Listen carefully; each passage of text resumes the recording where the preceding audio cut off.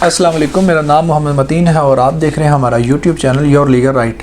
آج کی اس ویڈیو میں ہم ذکر کریں گے مری میں ہونے والے ایک واقعے کے بارے میں جو ہمارے ٹورزم انڈسٹری سے ڈائریکٹ لنک کرتا ہے، اور اس کی وجہ سے ہمارا پاکستان کا دنیا میں نام بھی بدنام ہو سکتا ہے اور شاید ہو بھی رہا ہو۔ واقعہ کچھ یوں ہے جی کہ مری میں ایک فیملی آئی فیصل آباد سے گھومنے پھرنے کے لیے، جن کو نماز کے لیے کوئی سروسز چاہیے تھی۔ ایک معروف کافی برانڈ ہے اس کی، وہاں پر رکے، انہوں نے کہا جی کہ ہمیں وضو کرنا ہے تو کائنڈلی آپ میری سروسز دیں۔ تو انہوں نے کہا جی کہ ان کے جو ملازمین تھے خاص طور پہ، انہوں نے کہا جی کہ جب تک آپ ہم یہاں سے کسی قسم کا کوئی آرڈر نہیں لیتے تب تک ہم آپ کو سروسز دینے کا انکار کر دیتے ہیں۔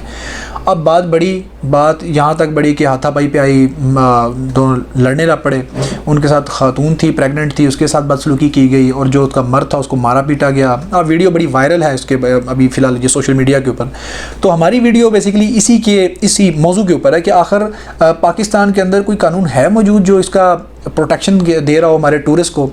اس کے ساتھ ساتھ ہماری جو کرنٹ گورنمنٹ ہے پی ٹی آئی کی، جس میں ہمارے جو وزیر اعظم ہیں عمران خان، وہ بہت زیادہ سٹریس دے رہے ہیں جی کہ ہم نے اپنے ٹورزم انڈسٹری کو بوم دینا ہے، ہمارے پاس یہی ایک راستہ رہ گیا ہے زر مبادلہ کو زیادہ سے زیادہ کمانے کا۔ انہوں نے ریسنٹلی سوات کے اندر اور پھر مری اور نتھیا گلی کے اندر، خاص طور پہ نتھیا گلی کے اندر گورنر ہاؤس کو بھی انہوں نے عام پبلک کے لیے کھول دیا کہ وہ وہاں پہ ان کو ہائر کر سکتے ہیں اور وہاں پر رہ سکتے ہیں۔ ایک طرف گورنمنٹ یہ سارا کا سارا کام کر رہی ہے، اور دوسرے کی طرف یہ مالکان، ہوٹل مالکان، ان کے ملازمین ایک بالکل جتھا بن کے مافیا کی طرح سامنے آتے ہیں۔ اور جب بھی ایک ٹورسٹ جب جاتا ہے ان کے پاس اور وہ کسی قسم کا ایک رائٹ ڈیمانڈ کرتا ہے اپنا جی کہ یہ چیز تو مجھے دو نا، وہ ان کی بات سننے کی بجائے اس کے میں مار پیٹ، ہاتھا پائی اور لڑائی، گالم گلوچ، پھر کوئی انہوں نے لحاظ نہیں رکھنا کہ ان کے ساتھ کوئی لیڈی ہے یا کوئی بزرگ ہے، کوئی خیال نہیں رکھتے، یا بچے بھی ہیں، حتیٰ کہ بچوں کے ساتھ بھی خیال نہیں رکھتے، بچوں کو اٹھا کے پھینک دیتے ہیں سائڈ پہ۔ اب اس سارے اس پس منظر میں آج اس کو ذکر کروں گا کہ آخر پاکستان کو کچھ کرنا چاہیے، اور وہ کیا کچھ کرنا چاہیے اور کیا قانون بنانے چاہیے کہ جس سے ہماری انڈسٹری کو بومی ملے، پلس ہمارے جو پاکستان میں جو ٹورسٹ ہیں ان کا رائٹ بھی پروٹیکٹ رہے۔ تو آگے چلتے ہیں اس ویڈیو کی طرف۔ سب سے پہلے میں یہ بتاتا چلوں کہ پاکستان کے علاوہ پوری دنیا میں جو ٹورسٹ جو انڈسٹری ہے، ٹورزم کی انڈسٹری ہے، بہت بڑی ایک بوم کی شکل میں سامنے آئی ہے۔ نہ صرف پاکستان بلکہ پوری دنیا اس سے اربوں ڈالر کما رہی ہے۔ اگر صرف پاکستان میں ہونے والی 2016 کی اسٹڈی کے بارے میں ذکر کیا جائے تو پاکستان نے 7.6 بلین ڈالر کا بزنس کیا اس سال میں 2016 میں۔ لیکن اگر ہم پوری دنیا کا موازنہ کرتے ہیں کہ کون کون ممالک کتنا کما رہے ہیں، تو اس میں جو سر فہرست ہے، جو سب سے زیادہ ہائیسٹ جی ڈی پی جس کی جو کنٹریبیوشن ہو رہی ہے وہ تھائی لینڈ ہے۔ تھائی لینڈ اپنی 12.6% جو انکم ہے، جو اس کی جو نیشنل انکم ہے، جو جی ڈی پی ہے، وہ 12.6% اس کو ٹورزم کی طرف سے اس کو آتا ہے۔ اسی طرح یو اے ای ہے، یو اے ای کا 5.5% اپنا جی ڈی پی جو اس کا جو کنٹریبیوٹ کر رہا ہے اس کے اندر وہ ٹورزم سے کما رہا ہے۔ اس کے ساتھ تیسرے نمبر پہ جو آیا وہ ٹرکی ہے۔ ٹرکی اپنے 2.6% جو ہے اس کے جی ڈی پی میں جو کنٹریبیوٹ کر رہا ہے وہ ٹورزم انڈسٹری سے کر رہا ہے۔ اور اس کے اگر صرف ایک ہی شہر جو کہ استنبول ہے اس کی اگر مثال لی جائے تو سالانہ وہاں پر 80 لاکھ ٹورسٹ اس کو استنبول کو ہی دیکھنے کے لیے آتے ہیں۔ اب یہ مثال رکھیں اپنے سامنے۔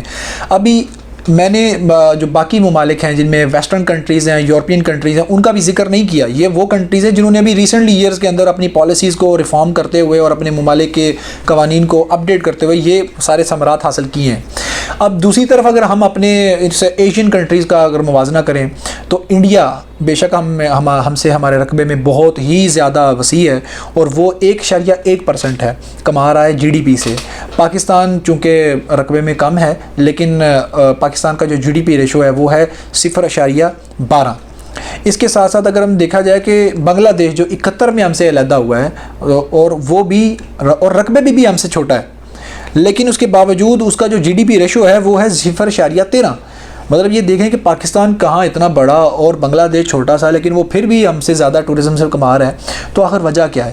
وجہ مینلی یہ بھی ہے کہ ہم نے اپنے لاز کے اوپر زیادہ فوکس نہیں کیا، اور پھر ہم نے اپنے جو مالکان ہیں، جو ٹورسٹ کے وہاں پر جو ہوٹل ہے، ریزورٹس بنائے ہوئے ہیں، اور ان کو بھی ہم نے لگام نہیں ڈالی کہ بھی آپ اچھے طریقے سے ان کو انٹرٹین کریں۔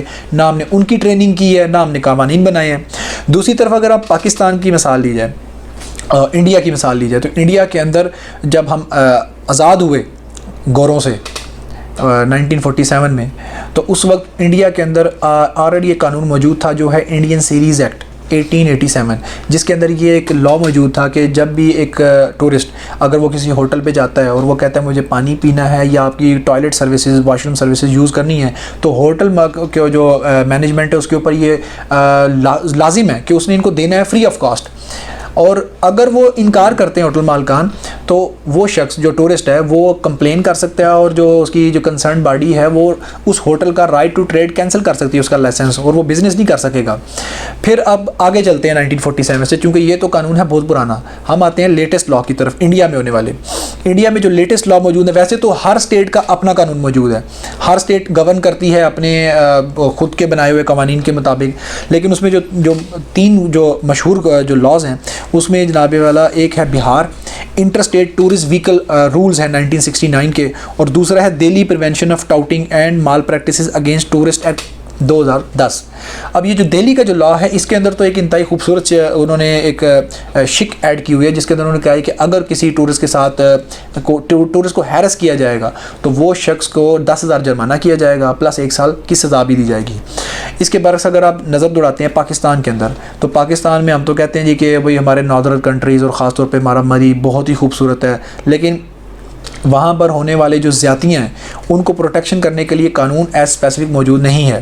جو قوانین موجود ہیں وہ مینلی ہمارے کو 3-4 قوانین ہیں, جس کے اندر پاکستان ٹورسٹ گائیڈ ایکٹ ہے. جو ٹورسٹ گائیڈ ہے وہ ان کو مینیج کرتا ہے کہ آپ ایک گائیڈ کس طریقے سے لائسنس لے گا اور وہ آنے والے ٹورسٹ کو اپنی سروسز دے گا, اور اگر وہ اپنی سروسز کے پیسے زیادہ چارج کرتا ہے تو وہ جو ٹورسٹ ہیں وہ اس کے خلاف قانونی کارروائی کرتے ہوئے اسے جرمانہ بھی کروا سکتے ہیں, اس کا لائسنس بھی کینسل کروا سکتے ہیں. جو اگلا قانون ہے وہ ہے Pakistan hotel and restaurant act ہے 1976 کا. یہ مینلی ہوٹل سے ریلیٹڈ ہے, 1 سٹار سے لے کے 5 سٹار کے ان کی مینجمنٹ کیسی ہوگی اور وہ رجسٹرڈ کیسے ہوں گے. اگر ان کو کوئی کمپلین ہے تو وہ کس باڈی یا کس کمیٹی کے پاس جا کے اپنی کمپلین کو رجسٹرڈ کروائیں گے. اسی طریقے سے اینٹیکویٹیز ایکٹ ہے 1975 کا, فارنرز ایکٹ ہے 1946 کا, اور آخری جو ایکٹ ہے وہ ہے اینشینٹ مونومنٹ پرزرویشن ایکٹ 1904 کا. اب ان تمام چیزوں کو سامنے رکھتے ہوئے یہ جتنے بھی قوانین ہیں اگر ان کا بغور مشاہدہ کریں یا ان کا مطالعہ کریں تو اس میں کوئی بھی ایسی شک موجود نہیں ہے جو کسی ٹورسٹ کے رائٹ کو پروٹیکٹ کر رہی ہو. انسٹنٹلی واقعہ جب میں نے شروع میں اپنی ویڈیو میں ذکر کیا ہے کہ اگر ایک مری میں ہونے والا واقعہ ہو ہی گیا, ان کو مارا پیٹا گیا, تو آخر وہ کیا جائے گا, وہ ان قوانین کا سہارا نہیں لے سکتا, اس میں کسی قسم کا اس کا پروٹیکشن نہیں ہے. الٹیمیٹلی وہی ہمارے پرانے انتہائی پرانے صدیوں پرانے قوانین کا سہارا لے گا, جیسے تعزیرات پاکستان ہے, پاکستان پینل کوڈ, کہ بھائی اگر اس کی مار کٹائی کی ہے اور اس کے کوئی کسی قسم کے براؤزز آ گئے ہیں, کوئی ہاتھ یا بازو یا کوئی ٹانگ اس کی توڑی ہے انہوں نے, تو وہ انہی کے تحت 337 ہمارا جو تعزیرات پاکستان ہے وہ بہت لمبا چوڑا سیکشن ہے, وہ اس کی تحت ہی سادے تھانے میں جائے گا, وہاں پر جا کے اپنی FIR درج کروائے گا اور وہ کہے گا جی میں یہاں پر آیا تھا جی, انہوں نے میرے سے زیادتی کی ہے تو لہٰذا جناب ان کو سزا دیں. چلے اب فرض کریں سزا مل بھی جاتی ہے تو جو ان کا جو بیہیویئر ہے آنے والے ٹورسٹ کے ساتھ اس کے اوپر کس طریقے سے ان کو کنٹرول کیا جائے گا, اس سے ریلیٹڈ کوئی لا پاکستان میں موجود نہیں ہے. تو فی الحال پاکستان کو جو انتہائی اشد ضرورت ہے جس چیز کی, وہ یہ ہے کہ پاکستان کو کم از کم کوئی اسپیسیفک ایک لا انیکٹ کرنا چاہیے جس کے اندر ٹورسٹ کے رائٹ کو پروٹیکٹ کیا جائے, کہ ٹورسٹ سے زیادہ فیئر نہیں لیا جائے گا, زیادہ فیس نہیں چارج کی جائے گی. اگر وہ وہاں پر کسی قسم کے رہائش رکھتے ہیں تو وہ اوور بلنگ نہیں ہوگی, فیئر پرائس ہوگی. اور اگر وہ وہاں پر کوئی کسی قسم کا رائٹ کا مطالبہ کرتے ہیں تو وہ کس کے پاس جائیں, کیا وہ مالک ہوٹل مالکان کے پاس جائیں جی کہ آپ نے ہم نے آپ سے کمرہ لیا ہے رینٹ پہ, تو اس کے اندر تو جناب ہیٹر ہی نہیں ہے, نہ وہاں پر پانی آ رہا ہے. ان کی ایک اسپیسیفک باڈیز بننی چاہیے جتنی بھی ہمارے پاکستان کے اندر مری سمیت, کیونکہ جو میجر چنک ہے جو ہمارے ٹورسٹ کا وہ مری کی طرف پہلے آتا ہے, تو مری کے اندر اور باقی جو ٹورسٹ ریزارٹ ہے وہاں پر ایک باڈی ہونی چاہیے, گورنمنٹ اون باڈی, جو ان ٹورسٹ کی کمپلینس کو سنے. اس کے لیے جو ہی کمپلین ہو, نہ صرف اس شخص کو جس نے اس کے خلاف زیادتی کی ہے اس کو سزا دینی چاہیے, بلکہ اس کی ذمہ داری اس ہوٹل کے اوپر بھی ڈالنی چاہیے کہ اس ہوٹل کو بھی بند کریں یا اس کو سیل کریں یا اس کو جرمانہ اس کے اوپر لاگو امپوز کر دیں کہ بھی آپ جرمانہ پے کریں. اس طرح کا جب تک پاکستان کے اندر کوئی سیریس ہو کے ہم نہیں سوچیں گے قانون بنانے پر, تب تک پاکستان کے اندر اسی طرح کی زیادتیاں ہوتی بھی رہیں گی. اور کچھ عرصہ قبل ہی کی بات ہے کہ ایک انتہائی پاپولر کمپین بھی چلی تھی بائیکاٹ مری, बड़ी वो सक्सेसफुल रही।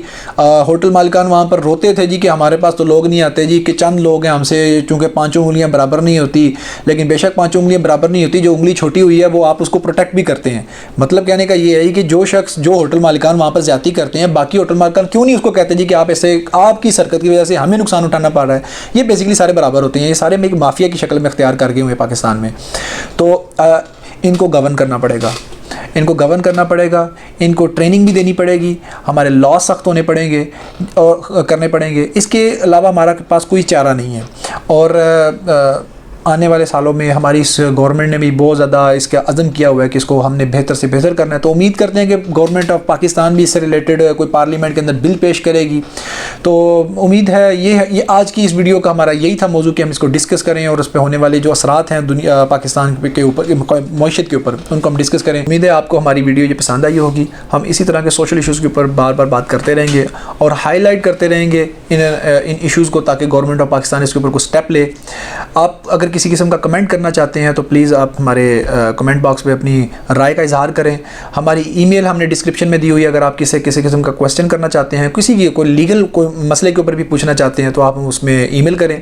इसके साथ साथ हमारा यूट्यूब, फेसबुक, इंस्टाग्राम और ट्विटर पेजेस बने हुए, आप हमें उनकी जाकर लाइक करें, जिनके लिंक्स हमने डिस्क्रिप्शन में दिए हुए हैं। इंशाल्लाह ताला हम हाज़िर होते हैं अपनी एक नई और एक इन्फॉर्मेटिव वीडियो के साथ। तब तक के लिए अल्लाह हाफ़िज़।